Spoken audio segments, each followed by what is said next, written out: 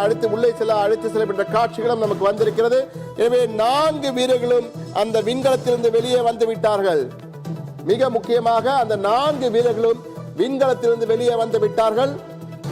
அனைவரும் நல்ல உடல் நலத்துடன் சிறப்பாக இருக்கிறார்கள். Welcome home Sunita William.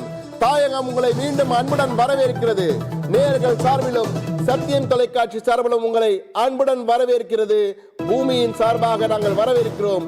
தாயகத்திற்கு வந்தமைக்காக மிக்க மிக்க நன்றி, வரவேற்பு என்ற வகையில் நேயர்கள் பதிவிட்டுக் கொண்டிருக்கிறார்கள். எனவே நேயர்களின் சார்பாக சத்தியம் தொலைக்காட்சி மூலமாக அந்த வாழ்த்துக்களை உங்களுக்கு நாங்கள் கொண்டு சேர்க்கிறோம்.